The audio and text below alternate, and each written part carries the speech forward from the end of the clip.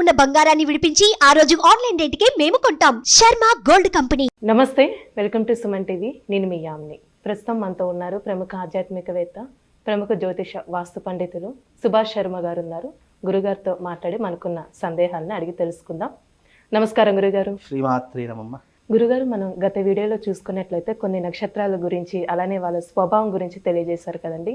ఇప్పుడు రోహిణి నక్షత్రం గురించి తెలియచేయండి. అలానే వాళ్ళ స్వభావం కానీ మానసిక పరిస్థితి ఏ విధంగా ఉంటుందండి? ప్రేక్షకులందరికీ శ్రీమాత్రే నమః. శ్రీ గురుభ్యో నమః. నమో దేవ్యై మహాదేవ్యై శివాయై సతతం నమః. నమ ప్రకృత్యై భద్రాయై నిహతాం ప్రణతాస్మిత. రోహిణీ నక్షత్రం నక్షత్రాలలోకెల్లా ఉత్కృష్టమైనటువంటి నక్షత్రంగాను, స్వభావాల్లో అతి సున్నితమైనటువంటి స్వభావంగాను గుర్తించబడినటువంటి నక్షత్రాల్లో రోహిణీ నక్షత్రము ఒకటి. రోహిణీ నక్షత్రము అనేటటువంటిది, రోహిణీ నక్షత్రానికి అధిపతి చంద్రుడు ఉంటాడు. ఈ చంద్రుడి యొక్క స్వభావము రోహిణీ నక్షత్ర జాతకుల మీద 75% ప్రభావితం చూపిస్తుంది. బికాజ్ ఎందుకు అంటే రోహిణీ నక్షత్రంలో పుట్టినటువంటి జాతకులు ఎలా ఉంటారంటే చాలా మృదు స్వభావులు, అందమైనటువంటి వారుగాను, సున్నితమైనటువంటి మనస్తత్వం కలిగినటువంటి వారుగాను ఈ రోహిణీ నక్షత్ర జాతకులు ఉంటూ ఉంటారు. అలాగే ఈ రోహిణీ నక్షత్ర జాతకులలో చాలా తీవ్రమైనటువంటి స్వభావం ఏంటి అంటే గనక, వీళ్ళకు కోపం వచ్చినా ఆవేశం వచ్చినా తట్టుకోలేరు. అంటే వీళ్ళు ఎదుటివారు ఎంత పెద్దవారైనా సరే వాళ్ళను కడిగి పడేసేంత వరకు వీళ్ళు వదిలిపెట్టరు. అంత ఉత్కృష్టమైనటువంటి జాతకము రోహిణీ నక్షత్ర జాతకులు. అయితే ఈ రోహిణీ నక్షత్ర జాతకులు పుట్టుకతోనే చాలా అందంగా పుడుతూ ఉంటారు. అంటే చంద్రుణ్ణి చూస్తే ఎంత స్వచ్ఛందంగా కనిపిస్తుందో, ఎంత ఆనందంగా, ఎంత అందంగా కనిపిస్తుందో అలాంటి స్వభావం కలిగినటువంటి వారు రోహిణీ నక్షత్ర జాతకులు. వీళ్ళు పుట్టుకతోనే చాలా సున్నితమైనటువంటి మనస్తత్వంలో ఉంటూ ఉంటారు. అంటే వీరు పెరిగినటువంటి వాతావరణం కానివ్వండి, వీళ్ళు ఆలోచించేటటువంటి విధానం కానివ్వండి, చుట్టుపక్కల పరిసర ప్రాంతాలు కానివ్వండి, వీళ్ళను ఒక సున్నితమైనటువంటి స్వభావమైనటువంటి స్థితిలో వీళ్ళ యొక్క జీవనం అంతా గడవడం జరుగుతూ ఉంటుంది. వీళ్లకు జీవితంలో ఎన్నో రకాలైనటువంటి ఆశలు ఉంటూ ఉంటాయి. అంటే ఐఏఎస్ ఐపీఎస్ కావాలి, మంచిగా జీవితంలో స్థిరపడాలి, మంచిగా చదువుకోవాలి అనేటటువంటి ఆశలు, కోరికలు చాలా ఎక్కువగా ఉండేటటువంటి జాతకులలో రోహిణీ నక్షత్ర జాతకులు ఒకటి. అలాగే వీళ్లకు ప్రధానమైనటువంటిది ఏంటి అంటే గనక తల్లిదండ్రులంటే పడకపోవడం, తల్లితో కానీ తండ్రితో కానీ దూరంగా ఉండేటటువంటి అంశాలు ఏర్పడడం వీళ్ళ జీవితంలో ఎక్కువగా ఉంటూ ఉంటాయి. అంటే ఈ రోహిణీ నక్షత్ర జాతకులు ఎవరైతే ఉన్నారో వాళ్ళు పుట్టుకతో కొన్ని సంవత్సరాలు మాత్రమే తల్లితో కానీ తండ్రితో కానీ జీవించేటటువంటి అవకాశాలు ఉంటాయి. మిగతా లైఫ్ అంతా కూడా వీళ్ళకు గ్యాప్ రావడం జరుగుతుంది. అంటే దూరంగా ఉండడం, చదువు రీత్యా కానీ, వృత్తిరీత్యా కానీ, లేదా పుట్టుకతోనే కొన్ని పరిస్థితుల ప్రభావం చేత కానీ వీళ్ళు తల్లిదండ్రులకు దూరంగా ఉండేటటువంటి స్వభావము ఈ రోహిణీ నక్షత్ర జాతకులు ఏర్పడుతూ ఉంటుంది. తద్వారా వీళ్ళకి ఏంటి అంటే ఎమోషనల్ ఫీలింగ్ చాలా ఎక్కువగా ఉంటుంది. ఎవరైనా ఏదైనా ప్రేమగా మాట్లాడితే చాలా తొందరగా కనెక్ట్ అయిపోతూ ఉంటారు.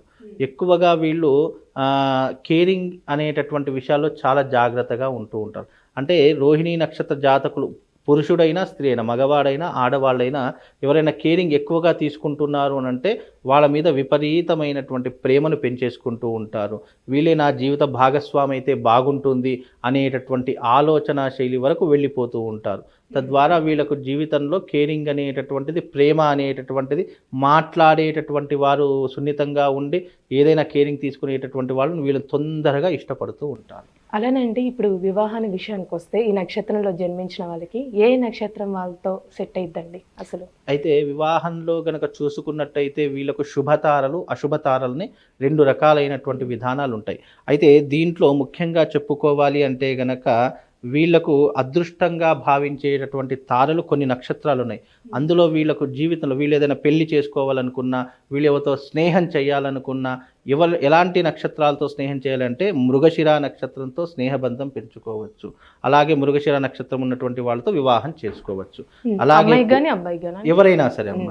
అలాగే మృగశిర నక్షత్రము, పునర్వసు నక్షత్రము, ఆశ్లేష నక్షత్రము, పుబ్బా నక్షత్రము, చిత్తా నక్షత్రము, విశాఖ నక్షత్రము, జ్యేష్ఠ నక్షత్రము, పూర్వాషాఢ, ధనిష్ట, పూర్వభాద్ర, రేవతి, భరణి ఈ నక్షత్రాల వారితో వీళ్ళు సంబంధం పెట్టుకోవచ్చు. అంటే సంబంధం మీన్స్ వీళ్ళు వ్యాపార సంబంధం పెట్టుకోవచ్చు. ఇప్పుడు పార్ట్నర్షిప్లో చాలామంది చేస్తారు, అలా వ్యాపార సంబంధం పెట్టుకోవచ్చు. వైవాహిక బంధమైనటువంటి సంబంధం, అంటే జీవితంలో భాగస్వాములు అవుదాము అంటే ఈ నక్షత్రాల వారితో వాళ్ళకు వివాహం అనేటటువంటిది చేయవచ్చు. జీవితంలో స్నేహ బంధం స్ట్రాంగ్గా ఉండాలన్నా, వీళ్ళ యొక్క మనస్తత్వానికి చాలా దగ్గర రిలేటెడ్ కావాలనుకున్నా, ఇలాంటి నక్షత్రాల వారితో గనక వీళ్ళు బంధం ఏర్పరచుకుంటే ఆ బంధం ఎప్పటికీ కలకాలం ఉంటూ ఉంటుంది. అంటే కొంచెం ఏ నక్షత్రాలతో వీళ్ళ సంబంధం అనేది ఉండద్దండి వివాహానికి సంబంధించి? అంటే వివాహానికి సంబంధించిన నక్షత్రాలలో వీళ్ళకు తగనటువంటి నక్షత్రాలు, అంటే వీళ్ళు వాటితో స్నేహం చేయకుండా ఉండడానికి, అలాగే వాళ్లకు పనికి రానటువంటి నక్షత్రాలు ఏవైనా ఉన్నాయి అంటే కనుక అశుభ తారలు అంటారు. ఆ అశుభ తారలో వీళ్ళకు పనికి రానటువంటి, అంటే రోహిణి నక్షత్ర జాతకులకు ఎవరితో దూరంగా ఉండాలి అనేటటువంటి విషయానికి వస్తే గనక ఆరుద్ర నక్షత్రంతో దూరంగా ఉండాలి. అంటే ఆరుద్ర నక్షత్ర జాతకులతో దూరంగా ఉండాలి. పుష్యమి నక్షత్ర జాతకులతో దూరంగా ఉండాలి. మఖ, స్వాతి, అనురాధ, మూల, శతభిష, ఉత్తరాభాద్ర, అశ్విని ఈ నక్షత్రాలతో వీళ్ళు కాస్త జాగ్రత్తగా ఉండాలి. ఈ నక్షత్రాలకు వీళ్లకు సరిపోనటువంటి నక్షత్రాలు కాబట్టి, నక్షత్రాలు అంటే ఎవరికి తెలియదు. ఇప్పుడు పేర్లే పిలుచుకున్నాను తప్ప నీ నక్షత్రం ఏంటి, నీ నక్షత్రంతో నేను చాలా జాగ్రత్తగా ఉండాలి అనేటటువంటి వివాహం అప్పుడే తెలుస్తుంది నక్షత్రాల గురించి.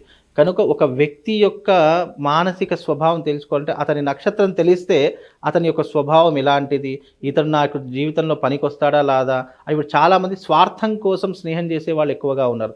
స్వార్థం కోసం పెళ్లి చేసుకునే వాళ్ళు చాలామంది ఉన్నారు జీవితంలో. అంటే నాకేదైనా లాభం ఉంది అంటేనే నేను ఇతనితో స్నేహం చేయగలుగుతాను, నాకేదైనా లాభం ఉంది అంటేనే ఇతనితో నేను నా జీవితంలో నేను ఇతనితో ఫ్రెండ్షిప్ కొనసాగిస్తాను అనేటటువంటి వాళ్ళు కలియుగంలో చాలామంది ఉన్నారు. అంటే ఇతనితో ఏదైనా లబ్ధి ఉంది, ఇతనితో నాకు ఏదైనా లాభం ఉంది అనేటటువంటి అంశాలు ఉంటేనే ఇతనితో స్నేహం చేస్తానని చాలామంది అనుకుంటారు. అందుకే ఎవరితో స్నేహం చేయాలి, ఎవరితో స్నేహం చేయకూడదు, ఎవరిని జీవిత భాగస్వామి చేసుకోవాలి, ఎవరిని దూరంగా ఉంచాలి అనేటటువంటి నక్షత్ర విషయాలలో చాలా పర్టికులర్గా, అంటే మానసిక స్వభావం అంటారు కదా, అలాంటి స్వభావాలు తెలుసుకుంటే ముందుగా నక్షత్రం తెలుసుకుంటే అతని యొక్క స్వభావాలన్నీ కూడా తెలుసుకోవచ్చు. ఇతడు నీ జీవితంలో ఎందుకు వచ్చాడు, ఆశించి వచ్చాడా లేదా నిన్ను వేరే రకాల ఉద్దేశంతో చూసుకుంటూ వచ్చాడా అనేటటువంటి అంశాలు నక్షత్ర ఫలితాల ద్వారా తెలుస్తాయి. అంటే పర్టికులర్ ఏంటి అంటే ఇవి మానసిక స్వభావాలు, అంటే ఇన్సైడ్ ఆలోచించేటటువంటి అంశాలన్నీ కూడా, ఇప్పుడు లోపల ఆలోచించే అంశాలు ఎవరు బయట చెప్పుకోలేరు. అలాంటి వారు ఎవరైనా అతని గురించి పూర్తిగా తెలుసుకోవాలంటే అతని నక్షత్రం ఏంటి, అతని జాతకం ఏంటి అని తెలుసుకుంటే అతని యొక్క స్వభావం పూర్తిగా తెలుసుకోవచ్చు. అందుకే రోహిణి నక్షత్ర జాతకులు ఇలాంటి వారితో అస్సలు సంబంధం పెట్టుకోకూడదు. అంటే వీరికి కలిసి వచ్చే కలర్ కానీ లక్కీ నెంబర్ అంటూ ఉందండి ఈ నక్షత్రం? వీళ్ళకు కలిసి వచ్చేటటువంటి అదృష్టమైనటువంటి రంగు వచ్చేసి తెలుపు రంగు, అదృష్టమైనటువంటి రంగు. వీళ్ళకు కలిసి వచ్చేటటువంటి సంఖ్య 2 సంఖ్య. ఈ 2 సంఖ్య వాళ్ళకు చాలా అద్భుతంగా కలిసి వస్తుంది. వీళ్ళు ఎప్పుడూ కూడా జీవితంలో వైట్ కలర్ అనేటటువంటి ప్రధానంగా అంశంగా ఎంచుకోవాలి. అంటే వీళ్ళు ఏదైనా వెహికల్ తీసుకున్నా కానీ లేదా ఏదైనా బట్టలు వేసుకోవాలనుకున్నా వీళ్ళకు వైట్ అనేటటువంటి తెలుపు రంగు వస్త్రాలు కానీ తెలుపు రంగులో సంబంధించినటువంటి ఏదైనా కూడా వీళ్ళకు కలిసి వచ్చేటటువంటి అదృష్టమైనటువంటి రంగుగా చూస్తారు. 2వ సంఖ్య వీళ్ళకు అదృష్టమైనటువంటి సంఖ్య. ఎలా అంటే ఏ దైవాన్ని ఆరాధిస్తే మంచిదండి? వీళ్ళకు నక్షత్రాధిపతి చంద్రుడు కాబట్టి వీళ్ళు ఆరాధించేటటువంటి దైవాన్ని ఏదైనా పూజించాలంటే పరమశివుణ్ణి పూజించుకోవాలి. శివారాధన ఎక్కువగా చేసుకోవాలి. ప్రతి సోమవారం నాడు తప్పకుండా ఉపవాస దీక్ష వహించుకోవాలి. వీళ్ళ మెడలో ఎప్పుడూ కూడా ముత్యాల మాల అనేటటువంటిది ఉండాలి. రోహిణి నక్షత్ర జాతకులకు ముత్యాల మాల అనేటటువంటిది మోస్ట్ ఇంపార్టెంట్. వాళ్ళ మెడలో ఎప్పుడూ కూడా ముత్యాల మాల ధరించుకునే ఉండాలి. అలా ధరించుకున్నటువంటి వారికి ఈ యొక్క రోహిణి నక్షత్రం వల్ల ఎఫెక్ట్ అయ్యేటటువంటి ఇబ్బందులు కానివ్వండి, ఆటంకాలు కానివ్వండి, చెడు వ్యతిరేకతలు ఏవైతే ఉన్నాయో అవి వాళ్ళ దగ్గరికి రాకుండా అది ఒక ప్రొటెక్షన్లా, ఒక రక్షణ కవచంలా వాళ్ళని ఎప్పుడూ కూడా ప్రొటెక్ట్ చేస్తూ ఉంటుంది. కాబట్టి రోహిణి నక్షత్ర జాతకులు ఆడవాళ్ళైనా సరే మగవాళ్ళైనా మీరు తప్పకుండా ముత్యాల పేరును ధరించుకోండి అమ్మా. గురుగారు, రోహిణి నక్షత్రంలో జన్మించిన వారి స్వభావం గురించి మాకు చాలా చక్కగా తెలియజేశారండి. ధన్యవాదాలు. శ్రీమాత్రి.